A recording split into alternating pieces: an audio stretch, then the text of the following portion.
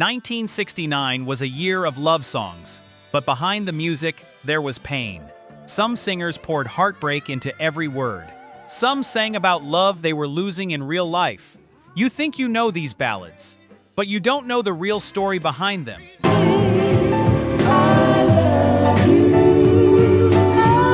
These 10 songs defined a generation. They also marked the rise and fall of the voices who sang them. Stay with us. The truth behind these classics may surprise you. Number 10. Stevie Wonder, My Cherie, Amour.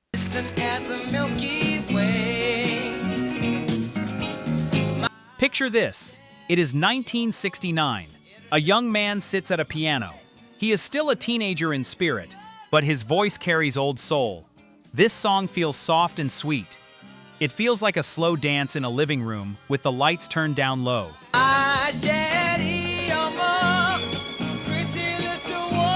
The song came out on Motown. Stevie wrote it with his usual team. The words are simple. A man loves a woman from far away. He watches her. He wants her to know how he feels.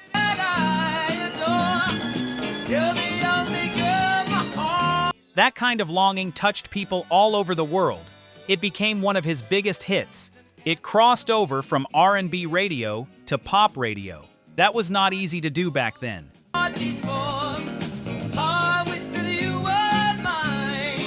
Here is something most fans do not know. This song almost did not come out as a single. It started as something else, a different title, made years earlier. Motown changed the words and the name before they released it. That is why some old fans say it sounds like two songs in one.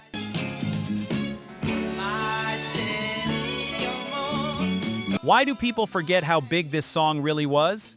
Because Stevie made so many huge hits after this one. People remember Superstition. They remember Isn't She Lovely? This early ballad gets pushed to the side, but for those who lived through it, this song was the sound of first love.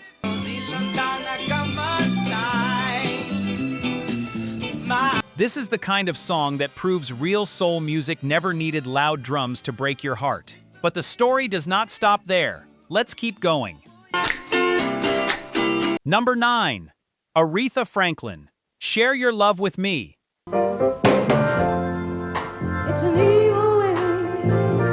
This one is heavy. It is not a happy song.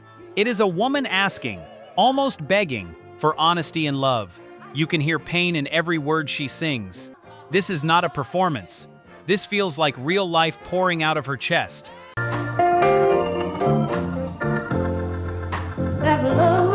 Aretha recorded this for Atlantic Records.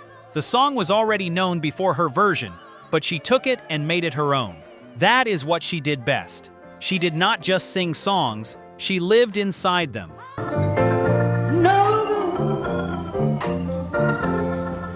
This ballad became one of the most respected vocal performances of that whole year. Singers still study how she breathes through every line.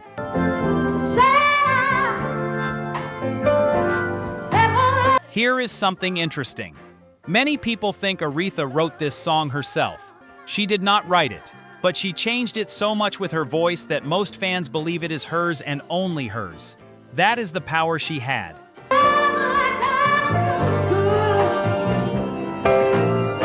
This song gets overshadowed today by her bigger hits like Respect or Chain of Fools.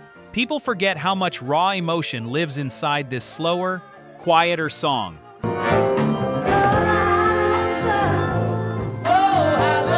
It did not make as much noise on the charts, but it left a mark on anyone who really listened. If you are enjoying this, smash that like button. We have a lot more soul history to dig through. If this song just hit you in that quiet place, don't let this moment be a one-time thing. Subscribe to Demo. We're building a home for real R&B and soul. The kind that heals, the kind that tells the truth. Hit subscribe and come back whenever you need a song that understands you. Every story you see here takes hours of digging, piecing together history, and bringing forgotten moments back to life. If you'd like to support that work, you can become a channel member. It's just the cost of a cup of coffee, but it helps us keep these stories alive, and for that, we're grateful. Number 8. The Impressions. Choice of Colors.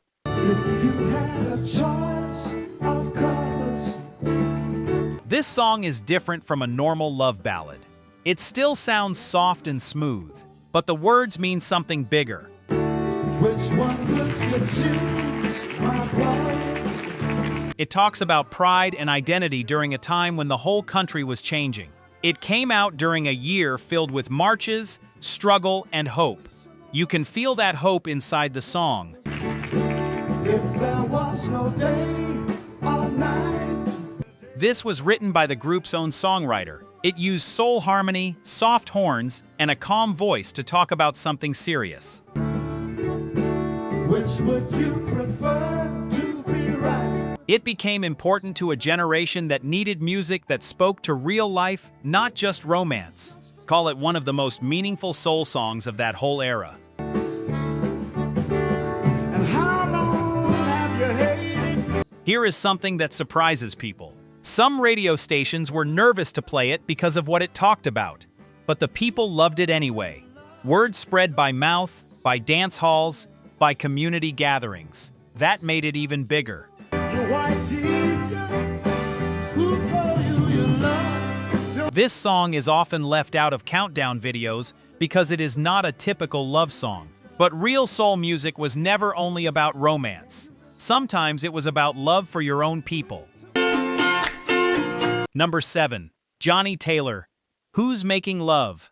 All you fellas, gather around me and let me. This one has a story that feels almost like a soap opera, but it was real heartbreak set to music. A man works hard, provides for his family, but worries someone else is taking his place at home. Give you some good advice.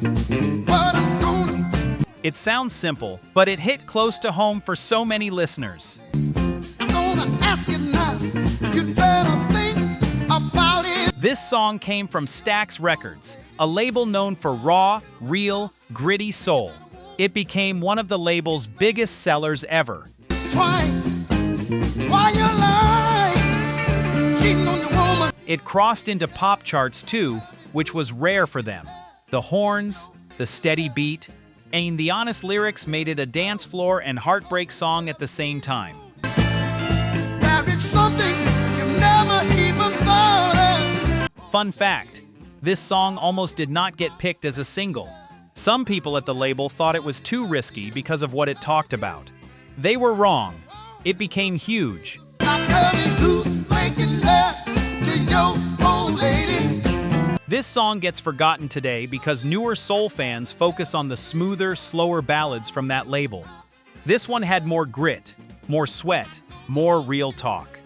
It deserves more love than it gets. Number 6. Marvin Gaye. That's the Way Love Is. Oh, baby, as the bitter tears fall from your eyes.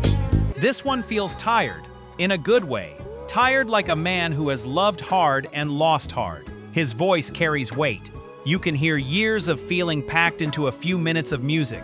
Oh, 1,000 times you ask yourself why. This came out on Motown, in the same wave of songs that showed Marvin moving from a smooth crooner into a deeper, more soulful voice. The one guy you love has departed. Oh, you love. The lyrics talk about love being unfair, love being confusing, love being something you cannot control. That kind of honesty was new for him at the time.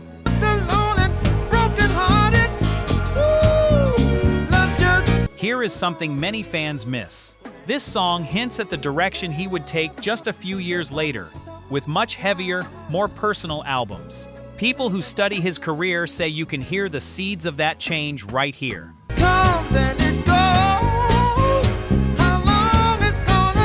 This song is often skipped in his story because his later work became so legendary. But this ballad shows the turning point before the legend.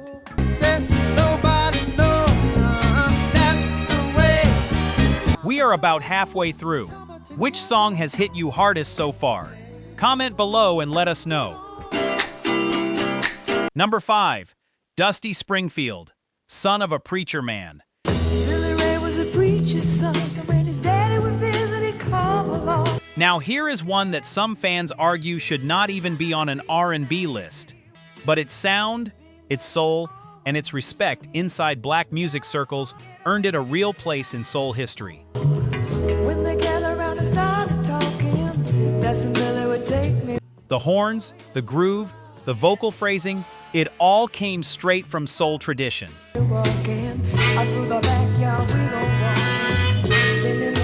This song was recorded in a famous southern studio, known for Deep Soul Records. It tells a story about young love hidden from family eyes. The song became a massive hit and is still used in films and shows today.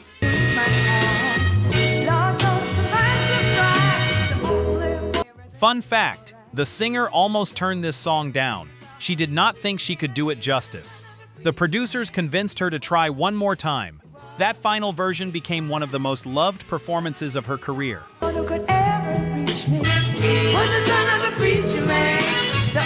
Some fans forget how much soul radio embraced this song at the time. It crossed lines that many songs could not cross back then. Number 4. The Delfonics. La La means I love you. Many guys have come to you with a This song feels like a warm hug.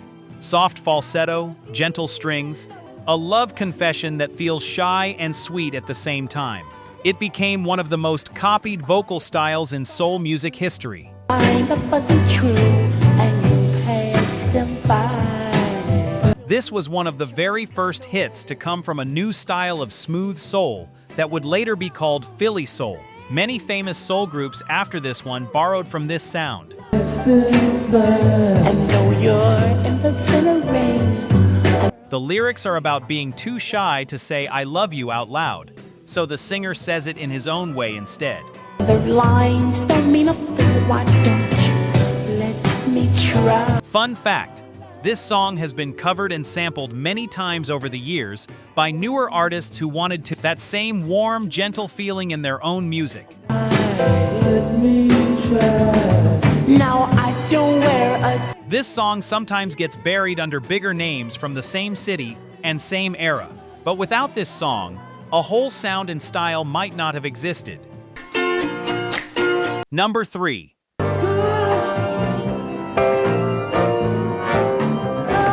The controversial one, the one we teased earlier. This is the song some people loved, and some people tried to stop. Some people say the song was almost banned from certain radio stations because of how openly it talked about a painful, real relationship.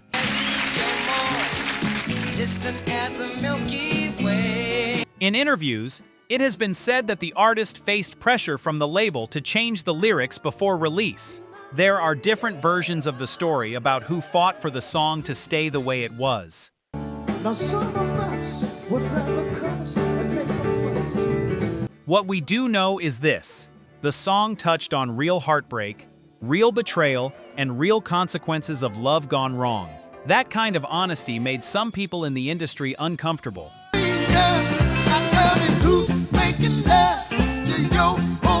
Radio politics, label control, and cultural tension around what was acceptable to say in song all played a part in how this record was handled.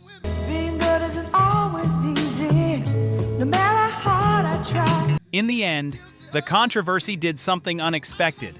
Instead of killing the song, it gave it mystery. People wanted to hear what all the fuss was about.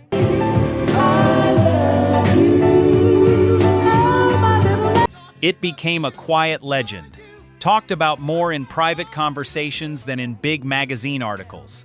For some fans, that secrecy made it feel even more special, like a hidden gem only true soul lovers knew about.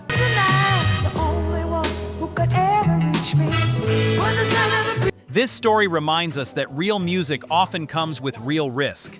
Speaking the truth was never simple, especially back then. Number 2. Bobby Womack era ballad. What is this? What is this now? I like it.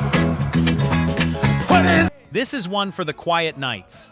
Slow, aching, and full of confusion about love. Bobby's voice sounds rough around the edges, but that roughness makes it feel even more honest. This? Look. What is this thing that's got a... This ballad shows the raw, unpolished side of soul music from this time. It was not perfectly smooth like some of the bigger pop crossover hits. It was real, lived in, and a little broken, just like real heartbreak often is. Hold on me.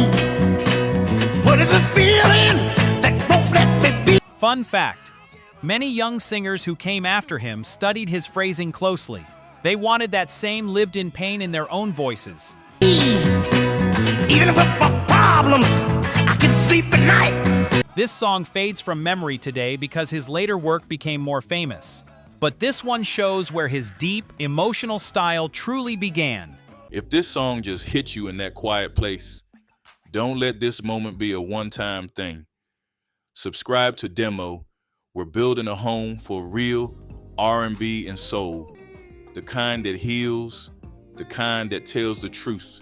Hit subscribe and come back whenever you need a song that understands you. Every story you see here takes hours of digging, piecing together history, and bringing forgotten moments back to life. If you'd like to support that work, you can become a channel member. It's just the cost of a cup of coffee, but it helps us keep these stories alive, and for that, we're grateful. Number 1. The one many call the true heartbeat of 1969 soul. I've Been Loving You Too Long.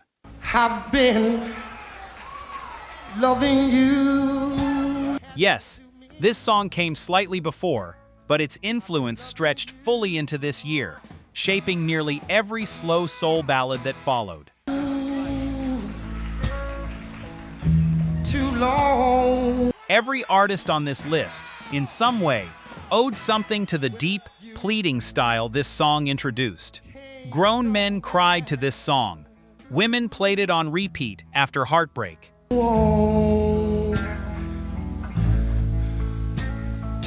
This was recorded by a soul singer known for pouring his entire soul into every line he sang. The song talks about loving someone for so long that letting go feels impossible, even when it hurts. It became a blueprint for soul ballads for years to come.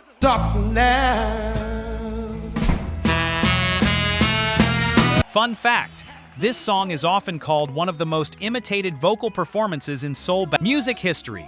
Singers still try to capture that same raw, painful delivery today.